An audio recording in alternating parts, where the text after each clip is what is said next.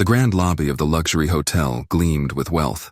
Crystal chandeliers sparkled above, and the floors, smooth and polished, reflected the image of well-dressed guests drifting between plush armchairs and marble pillars.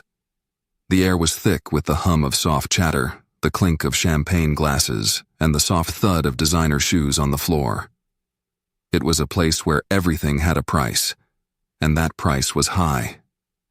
But in the midst of this world of wealth and exclusivity, Michael walked in. Dressed in modest clothes, he didn't quite match the opulence around him. His shirt wasn't the crisp white linen you'd expect to see on the patrons of this hotel, and his shoes were simple, worn from years of use. Yet there was something about him, something that stood in stark contrast to the flash of wealth around him, that made him appear, in some way, more important than anyone else in the room. He moved through the lobby with a calm confidence, his eyes scanning the space like someone who knew exactly what he was doing. He wasn't here by accident. As Michael approached the front desk, the camera followed him, catching glimpses of the staff. Mr. Collins, the manager, was at the desk, scribbling something in a notebook, barely glancing up at the newcomers. Michael approached with a friendly smile, though he could feel the eyes of the staff on him, judging, assessing. He asked for assistance with checking in, his voice steady and polite, but Mr. Collins barely looked up. "We don't have any rooms available at the moment," he said dismissively, his tone flat. Michael's smile didn't waver. He politely repeated that he had a reservation under the name Michael Davis. The response was the same. No acknowledgement. Mr. Collins barely looked up from his desk as he muttered, "Are you sure you're in the right place? I don't think we have anyone by that name." Around him, the staff behind the desk exchanged glances, eyes flickering over Michael's modest attire with thinly veiled suspicion. A few of them whispered among themselves. "Look at him," one staff member muttered, barely audible. "What's he doing here? He doesn't belong in this place." Another added, "He's probably lost. Maybe he's looking for a cheaper motel down the street." Michael overheard but didn't react. He knew all too well how people could judge based on appearance, the dismissive stares, the quick assumptions. It wasn't anything new to him. But this time he didn't need to prove anything to anyone. He was there for a reason, and that reason was about to become very clear. With quiet confidence, he reached into his pocket and pulled out a set of keys. Keys to the hotel, with the hotel's logo embossed on them. He placed them on the counter in front of Mr. Collins, who finally looked up at him, his brow furrowed in confusion. "I'm Michael Davis," Michael said, his voice steady. "I'm the new owner of this hotel." The words hung in the air for a moment. Mr. Collins's face changed, shifting from indifference to shock as the realization sank in. He stammered, trying to collect himself, but there was no denying it. The man standing in front of him wasn't just a guest. He was the very person who owned the hotel that they had all worked so hard to cater to.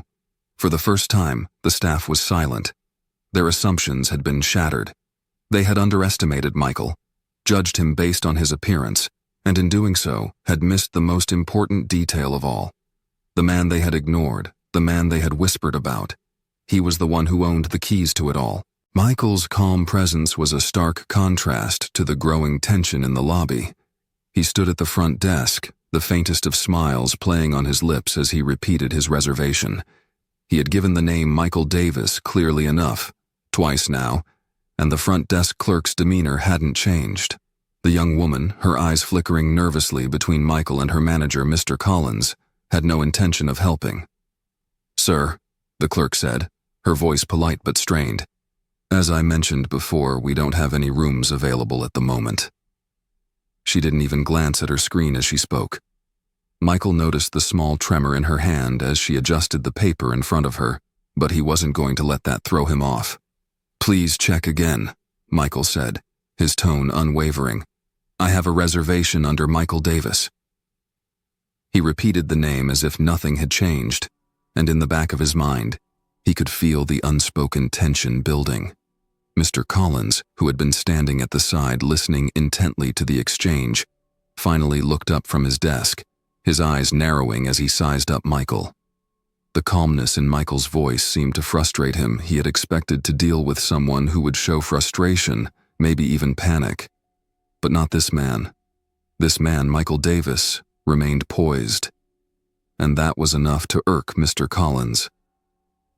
"Sir, I'm afraid there's been some misunderstanding here," Mr. Collins said, his tone a bit too cold, too formal. "You must be in the wrong hotel. I'm going to have to ask you to leave." Michael blinked, taken aback by the abruptness of Mr. Collins' tone. He hadn't raised his voice, nor had he reacted with any hint of aggression. But the staff, led by Mr. Collins, had grown hostile. He tried once more to explain. "I'm not in the wrong place. I'm Michael Davis, the new owner. I have a reservation and I'd like to check in." But the more he explained, the more resistance he met. The clerk looked away, refusing to even acknowledge him anymore. Mr. Collins, his face reddening with frustration, stepped closer, speaking with a harsh edge. "I'm not going to ask you again. Leave now before I call security." His words were sharp, his patience clearly worn thin. Michael could feel the weight of the situation shifting. The calm that had sustained him was now being tested, not just by the staff's hostility, but by the escalating tension surrounding him. It was clear that they weren't listening. They didn't care that he was speaking the truth. In their eyes, Michael was a problem, someone who didn't belong in their world, a world that was reserved for people who looked like their usual clientele. "You don't need to call security," Michael said calmly, his voice steady. "I'll leave, but I need you to check your system again. You'll see my name there." Mr. Collins' eyes flashed with irritation. "I don't need to check anything. I've already told you to leave. Now." His words were sharp, final. It was clear now that Michael wasn't going to be given a chance to explain. The situation had grown beyond simple miscommunication, and Michael could feel the rising hostility from the staff and the onlookers in the lobby. Without warning, Mr. Collins turned to one of the security officers standing near the entrance. "Please escort this man out of the building," Mr. Collins ordered, his tone final. The security guard, who had been standing by quietly, took a step forward. His hand rested on his belt as he looked at Michael, his expression unreadable. "Sir," the guard said, his voice low but firm, "you're going to have to leave now." For the first time since he entered the lobby, Michael's calm demeanor faltered. Not in fear, but in disbelief. He hadn't expected to be treated like this, not after he had tried to explain himself, and certainly not in his own hotel. But the truth was, this was no longer about him. This was about the assumptions they had made about him, his appearance, his demeanor, the fact that he didn't fit into their world, and the way they were willing to push him out without a second thought. The security guard stepped forward, his eyes flickering toward the door. "I said, please leave." Michael glanced back at Mr. Collins, who stood smugly by the desk, arms crossed, staring at him as if he had already won. Michael didn't say a word. He simply turned, walking toward the door, the sounds of murmurs and whispered judgments following him. As he passed through the entrance, the cold air of the night hit him, but it didn't chill him. Outside, under the glow of the hotel's lights, Michael paused for a moment. He had been thrown out, for no reason other than the assumptions of a few staff members who thought they knew his place in the world. As the security guard followed behind him, Michael didn't look back. He knew that the truth would come out eventually. He didn't need their validation. The real story was about to unfold. After leaving the hotel, Michael walked a few blocks down the street, his mind racing. He wasn't angry, not exactly. More disappointed. The cold reception he had received at his own property didn't sting as much as the realization that his staff, people he had trusted with his investment, could so easily dismiss someone like him based purely on their appearance. He reached his car, a sleek black sedan where his assistant, Laura, was waiting. She had been in touch with him throughout the ordeal, receiving real-time updates as the situation unfolded. As soon as Michael opened the door, she looked up from her tablet, her face set with concern. "Are you all right?" she asked, her voice a mixture of worry and curiosity. Michael nodded, closing the door behind him before taking a seat. "I'm fine, but we need to talk." Laura didn't need to ask for clarification. She had known Michael long enough to understand that when he said he needed to talk, it wasn't just a casual conversation. Something had shifted. "I knew it wouldn't be easy," Michael began, his eyes focused on the window as he spoke. "But I didn't expect them to throw me out just like that, without so much as a second thought." He sighed, his fingers lightly tapping on the armrest. "I wasn't just checking into a hotel today, Laura. I was testing something." Laura raised an eyebrow. "Testing something? What do you mean?" Michael turned to her, his expression serious. "I bought that hotel a week ago, but no one knows that yet. Not the staff, not the guests. I wanted to see how they would treat someone who looked like I didn't belong. I wanted to see how they treated a black man, dressed in modest clothing, asking for a room. I wanted to know if they'd go out of their way to make me feel less than, simply because I didn't fit their idea of who belongs in that hotel." Laura nodded slowly, processing his words. "So this was all part of your plan?" "Exactly," Michael replied. "I need to know how they treat the average person. Not just the rich, the ones who can flash their credit cards and wear designer clothes. I needed to understand how they treat people like me, like you. People they don't even see as worth acknowledging unless they fit their narrow definition of success. That's why I dressed the way I did. I needed to see it for myself." The car fell silent for a moment. The weight of Michael's words hung in the air. Laura had known Michael for years, ever since he started building his first business from the ground up. She knew the kind of man he was, disciplined, calculated, and always focused on fairness. She admired him, not just for his success, but for the way he treated others. Michael's core philosophy was simple: treat people with respect, regardless of their background or status. To him, success wasn't just about accumulating wealth. It was about making a difference, elevating others along the way. Laura spoke after a beat, her voice quiet but firm. "You knew they'd react this way, didn't you? You knew you'd get thrown out." Michael's lips curved into a small, knowing smile. "I had a feeling, but I didn't know for sure. Sometimes it's the only way to find out what people really think about you." He paused, looking out the window at the city street as cars passed by. "It's easy to be kind when you're dealing with someone who looks like they have money or power. But what about when someone doesn't have those things? What happens when you're just a regular person asking for basic service?" Another moment of silence followed.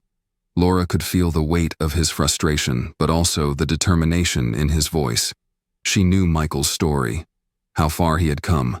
A flashback suddenly took hold, and the scene shifted to Michael's childhood. Flashback. Michael grew up in a small, tight-knit neighborhood on the outskirts of the city. His family wasn't wealthy, far from it. His parents worked long hours, often at multiple jobs, just to make ends meet. Michael didn't mind it. In fact, he had always admired their hard work and resilience. But there were times when he could feel the sting of poverty. Times when he walked into a store and could see the cashier's eyes linger just a little too long on his worn shoes or his faded clothes. He didn't always know the reason for the stares, but he could feel them, and it hurt. Even as a child, Michael had a fierce sense of justice. He could never understand why people were treated differently based on what they had or didn't have. Why was he made to feel like he was less just because his family couldn't afford the same things as others? He had always believed that everyone, no matter their background, deserved the same respect and dignity. As he got older, that belief shaped his worldview. Michael studied business in school, not because he was drawn to the idea of making money, but because he wanted to create opportunities for others, especially for people like him, who had been overlooked or undervalued. He started his first business in his early 20s, working out of a tiny office in a rundown building. It wasn't glamorous, but he poured everything into it. His time, his energy, his heart.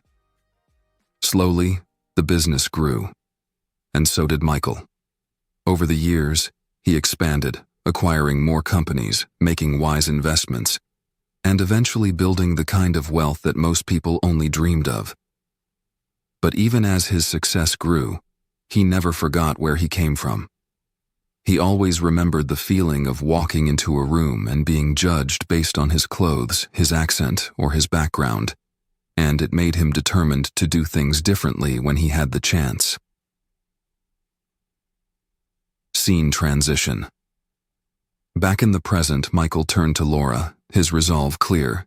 This isn't just about the hotel, Laura. This is about a bigger picture. I want to create a place where people are treated with dignity, no matter who they are or where they come from. Laura nodded. So, what's your next move?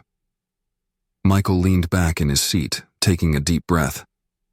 I'm going back in tomorrow, but this time, I'm going in as the owner.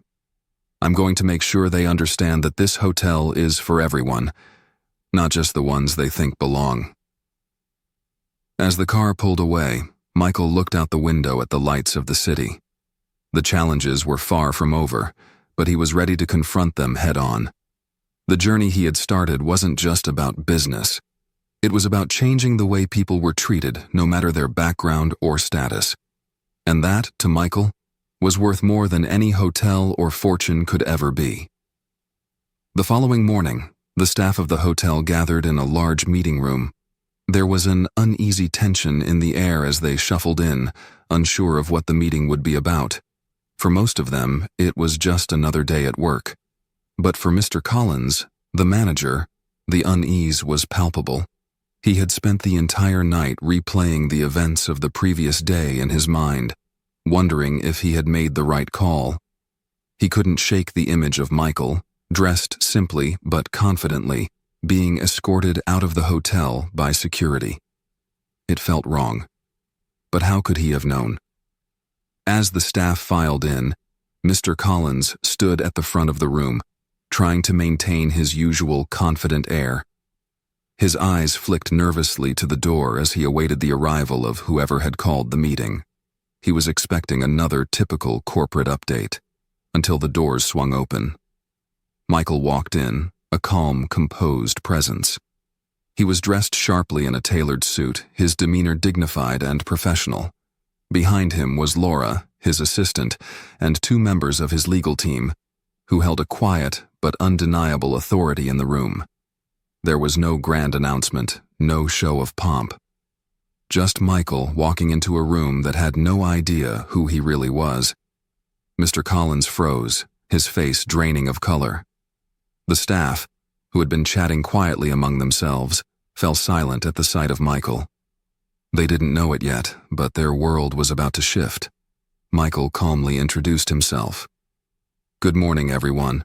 I'm Michael Johnson, the new owner of this hotel. The words hit the room like a thunderclap. A stunned silence followed. Mr. Collins's mouth opened and closed, unable to form words. The staff exchanged uncomfortable glances, each of them trying to process what Michael had just said. Michael's voice cut through the shock. I know this must come as a surprise to all of you. It certainly seems to have caught some of you off guard. He paused, letting the weight of the situation sink in. But before we continue, I want to address what happened yesterday. The events that led to me being escorted out of my own hotel. He turned slowly to face Mr. Collins, his gaze calm but unwavering. The manager shifted uncomfortably under Michael's stare, but Michael didn't let his discomfort distract him. You see, Michael continued, I walked into this hotel yesterday as a guest. A paying guest, mind you. But I was treated as if I didn't belong here. I was dismissed, ignored, and then thrown out. The staff could feel the tension in the air. They had all seen Michael the day before, the man in casual clothes, the man they had assumed didn't belong. But now, standing before them, he was dressed in a way that spoke of wealth and success. It was impossible to ignore the stark contrast. Michael's voice softened as he addressed the room. I didn't get angry yesterday. I didn't raise my voice. I simply asked to be treated like any other guest would be. But that wasn't enough. You see, I didn't come here yesterday just to check into a room. I came here to see how this hotel operates. And based on the way I was treated, it's clear that we have some work to do. The staff was silent, eyes wide, some shifting uncomfortably in their seats. Michael's words had struck a nerve. It's not just about me, Michael continued. It's about how we treat everyone who walks through those doors. No one should feel lesser because of the way they dress or the color of their skin or where they come from. This hotel, my hotel, will be built on a foundation of inclusivity, respect, and equality. Every guest who walks through these doors should feel welcome, no matter who they are or what they look like. There was a heavy silence as Michael let the words sink in. The staff exchanged looks, some avoiding eye contact, while others began to visibly shift in their seats. Mr. Collins, his face flushed with embarrassment, stood up slowly. He cleared his throat. Mr. Johnson, I didn't know. He trailed off, clearly ashamed. The manager's voice faltered as he realized the gravity of what he had done. Michael turned toward him, his gaze steady. You didn't know, Mr. Collins, because you assumed. You assumed that because I didn't fit your idea of who belongs here, that I must have been in the wrong place. And that's a problem. A serious problem. The manager swallowed hard. I'm sorry, he said quietly. I should have treated you with more respect. Michael nodded, acknowledging the apology, but he wasn't done. This isn't just about one incident, Mr. Collins. This is about the culture we foster here. A culture that doesn't judge people based on their appearance or assumptions about their worth. I trust this won't happen again. Mr. Collins, clearly shaken by Michael's words, nodded in agreement, though he seemed unsure of what to say next. The staff, now fully aware of the situation, looked to one another. It was clear to everyone in the room that Michael wasn't just talking about fixing a single mistake. He was talking about transforming the very heart of the hotel. Michael turned back to the group. From today forward, we are going to set a new standard here. No one will be treated differently, and every guest will be given the same level of service, no matter who they are.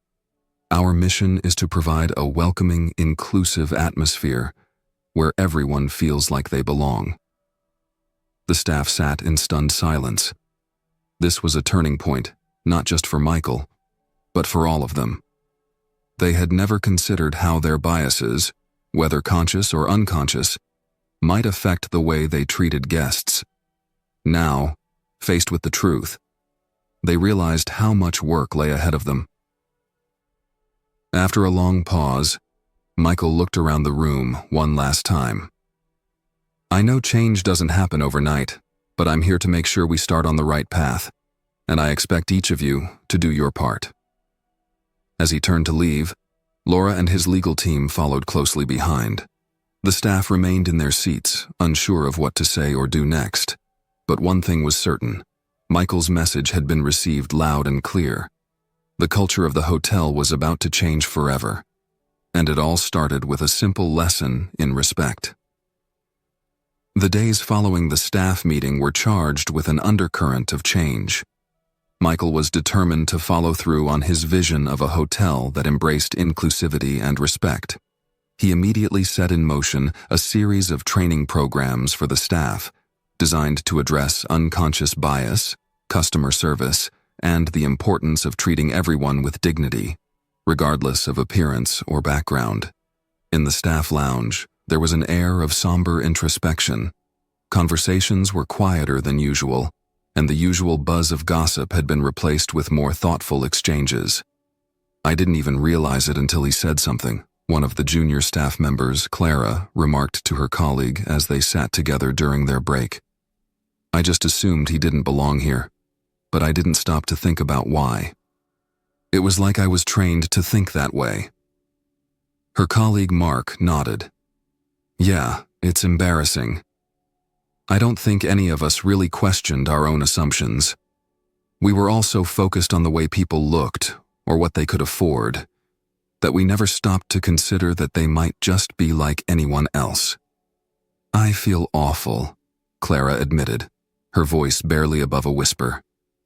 I was part of the problem. I treated people differently based on what I thought I knew about them.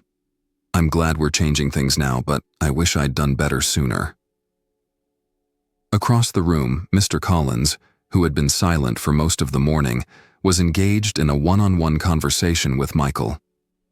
The weight of the previous day's meeting still hung heavily on the manager's shoulders.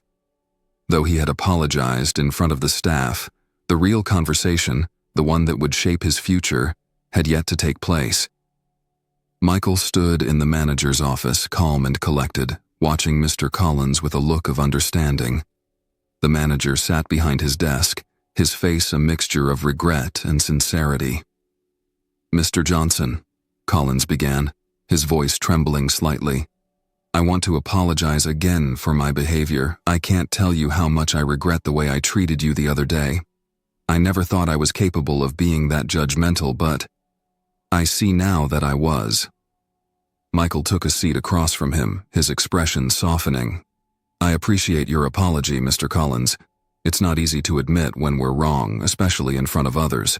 But it's not enough to just say, 'I'm sorry.' You have to show that you're committed to changing. This hotel is now under new ownership, and I want to make sure that every guest who walks through those doors is treated with the respect they deserve. But that starts with you." Mr. Collins lowered his gaze, clearly processing the weight of Michael's words. "I know," he replied, his voice thick with emotion. "I've been thinking about it constantly. The way I judged you, the way I treated you. I've spent years working in this industry, but I've never stopped to think about how my actions could affect others. I've learned a lot in the past few days, and I want to make it right." Michael nodded. "It's good that you've come to this realization, Mr. Collins, but I need you to hold yourself accountable moving forward. You're in a position of leadership. Your actions and your attitude will shape the culture of this hotel. You need to be the example for others." The manager nodded solemnly. "I understand, Mr. Johnson, and I promise I won't let you down again. I'm committed to making this work." There was a moment of silence before Michael spoke again, his tone firm but encouraging. "Good. I expect you to lead by example, and remember, this hotel is no longer about who people appear to be. It's about who they really are. Let's make sure everyone knows that when they walk through these doors." Back at the training sessions, the staff were learning more than just policies. They were coming to understand the deep impact their biases could have on others. Michael's vision for the hotel was slowly becoming a reality, one interaction at a time. The new training emphasized empathy, understanding, and the importance of seeing guests as individuals, not stereotypes. The conversations among staff grew more thoughtful as they began to reflect on their own experiences. During a break, Clara and Mark had another discussion.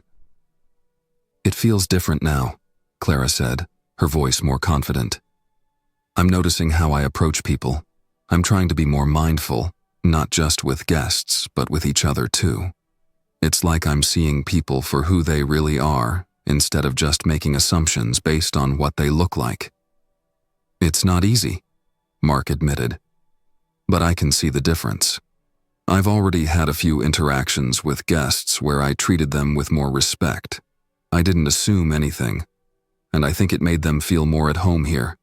That's the kind of place I want to work at." Clara smiled. "I think we're on the right path." Meanwhile, Michael continued to oversee the changes from behind the scenes. He worked closely with his team to implement new procedures and to monitor how the staff was adapting to the changes.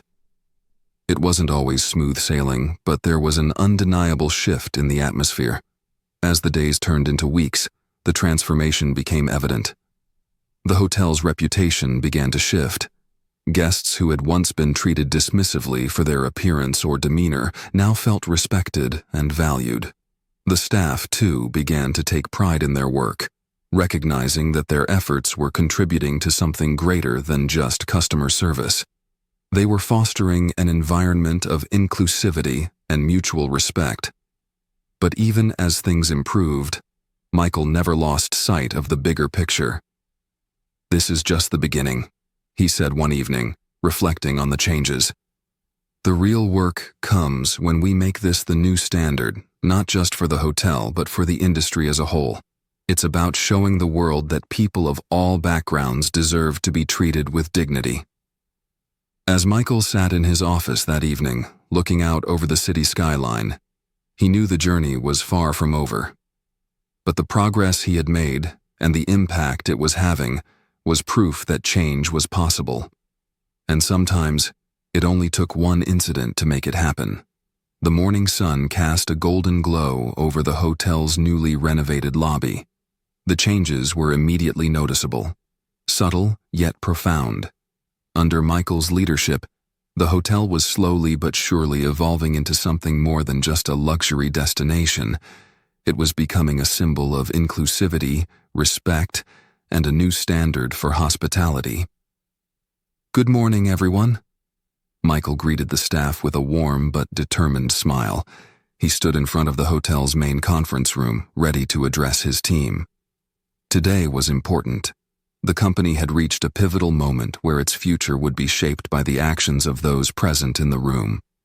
As the staff assembled, a renewed sense of purpose lingered in the air. Michael's calm presence had gradually transformed the atmosphere of the hotel, creating a workplace culture that was more empathetic, more diverse, and more dedicated to customer satisfaction than ever before. "We've come a long way," Michael began, his voice steady and confident. "But this is just the beginning. It's not enough for us to simply be a hotel that welcomes guests from all walks of life. We need to be a place that treats every guest with the respect and dignity they deserve." He paused, allowing his words to sink in. The staff looked at him with anticipation. This wasn't just a speech. It was a call to action. "The vision I have for this hotel isn't just about improving customer service. It's about building a community, one that reflects the diverse, multifaceted world we live in. A hotel where no matter who you are, where you come from, or what you look like, you're treated as an individual. You're treated with the utmost care and respect, simply because you're human." Michael scanned the room, his gaze meeting the eyes of every staff member. There was no room for complacency anymore. Everyone knew what was at stake. "We will continue to make inclusivity a priority in every facet of our business. Our hiring practices, the way we engage with our guests, the programs we support. All of these things will reflect our commitment to equality. We are setting a new standard, and it starts with each of us. You are the heart of this hotel.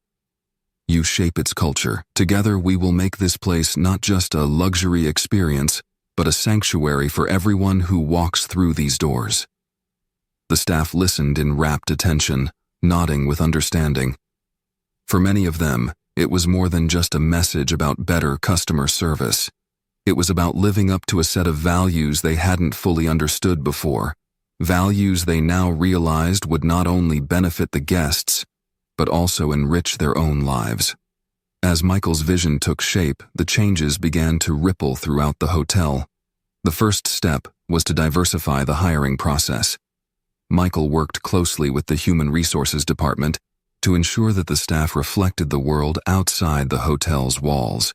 It wasn't just about filling quotas. It was about actively seeking talent from all backgrounds, ensuring the team represented the rich diversity of the community they served. The results were immediately evident. New employees brought fresh perspectives, and the hotel's environment became more inclusive, not just in words, but in actions. Employees from different ethnic backgrounds, with varied experiences and unique talents, joined the team. As one of the new hires, Maria, a receptionist from a small town, shared, "It feels like I finally belong. I've worked in other hotels before, but here it's different. It's not just about the job, it's about being treated as a person." Michael had also made it a priority to create community outreach programs that would not only benefit the hotel, but also help the surrounding neighborhood. From offering scholarships to local students to supporting local artists, the hotel became deeply invested in the well-being of its community. "I've lived in this city for years, but I've never felt as connected to it as I do now," said another staff member, Carl, a bellboy who had been with the hotel for almost a decade. "It's not just about the guests anymore. It's about the people around us. The guests see it too. They feel like they're part of something bigger when they stay here." Michael had always believed in the power of businesses to change the world, and now he was seeing his vision come to life. The hotel was no longer a symbol of exclusion or elitism. It was a beacon of opportunity, inclusion, and mutual respect. As the hotel grew in both reputation and scope, Michael didn't just want to hear the stories from his staff. He wanted to hear from the guests themselves. He encouraged his employees to engage in open conversations with visitors, to gather feedback, and to listen to the experiences of those who had stayed at the hotel. What was once a place where guests felt either elevated or ignored was now a space where stories could be shared, where common ground could be found. One guest, an elderly woman named Mrs. Davidson, who had been visiting the hotel for years, had been so impressed by the changes that she stopped to speak with Michael during her stay. "I've been coming here for a long time," Mrs. Davidson said, her voice trembling slightly with emotion. "And I have to tell you, this place is nothing like it used to be. I see the way people look at each other, how they talk to one another. It's different now. It feels like home." Her words were a testament to how far the hotel had come. For Michael, this was the greatest achievement of all. Over time, the positive changes began to shine through in every aspect of the hotel's operations. The guest reviews spoke for themselves, with many visitors commenting on the warm, welcoming atmosphere that pervaded the space. Even the most discerning clientele, who had once preferred hotels that upheld strict social divisions, began to praise the hotel for its shift in focus. One anonymous guest left a review that would stay with Michael for years. "I've stayed at some of the most expensive hotels in the world, but this one is different. It's not just the luxury, it's the way they make you feel. Like you matter. Like you're not just a paying customer, but a person." That sentiment, Michael knew, was worth more than any 5-star rating. It was the embodiment of everything he had worked to build, the culmination of his vision for the hotel and for the world beyond it. As he walked through the lobby one evening, Michael took a moment to reflect on everything that had transpired. The journey had not been without its challenges, but it had been worth every step. He had turned a hotel into a place where respect, dignity, and inclusivity were no longer just ideals. They were a reality. "This is what it's all about," Michael thought to himself as he watched staff and guests interacting in a relaxed, friendly atmosphere. "This is the kind of world I want to see, one where people are judged not by their appearance, but by the content of their character." As Michael stood there, proud but never complacent, he knew that the changes he had implemented at the hotel were only the beginning. The world was ready for more businesses, more organizations, and more communities to embrace his vision. And in that moment, he was determined to lead the way. As the hotel flourished under Michael's leadership, a sense of peace and unity filled the air. Michael walked through the grand lobby, observing how seamlessly guests and staff interacted. The hotel was no longer a place where some were treated better than others based on their appearance or status. Guests moved freely and comfortably, and the staff's attitude had transformed from being dismissive to genuinely welcoming. The changes Michael had implemented were evident everywhere. Staff were now engaged and respectful, guests were happy, and the atmosphere felt inviting. Standing in the lobby, Michael reflected on everything that had happened. The incident where he was thrown out had been jarring at first, but now he saw it for what it truly was, a necessary turning point. It had exposed the prejudices embedded in the hotel's culture, and with that knowledge, He had been able to reshape the business into something more inclusive and welcoming for everyone. He smiled as he remembered how the staff had come to understand the importance of treating every guest with dignity, regardless of their appearance. It was no longer just about running a hotel, it was about creating a space where respect was the core value. Later that afternoon, Michael met with Mr. Collins, the manager who had initially dismissed him.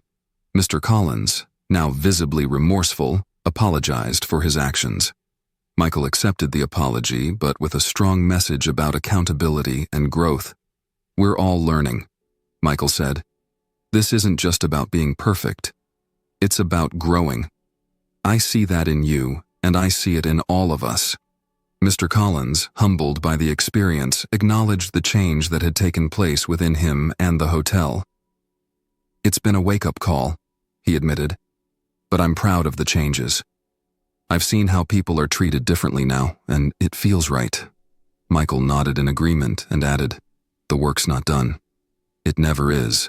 But we've built a foundation, and we need to keep building on it." He looked out the window, watching the sun set over the property. The hotel was now a symbol of progress, a place where respect and dignity were no longer just ideals, but part of the everyday experience. As Michael's voice narrated over the footage of the hotel's bustling, harmonious environment, he shared the final lesson of the story. It's simple. It's about respect. It's about seeing the humanity in everyone, no matter where they come from. We all have the power to change. I wasn't treated with respect when I first arrived here, but that didn't break me. It fueled me to create a place where dignity is a cornerstone, and if we can make this happen here, we can make it happen anywhere. The camera zoomed out, showing a thriving hotel with happy guests and a staff working together with pride and purpose. The screen faded to black, and the hotel's logo appeared with the words, "Respect, dignity, equality. Our promise to you." A call to action followed. Thank you for watching. If you believe in the power of change, like, comment, and subscribe for more stories of hope and transformation.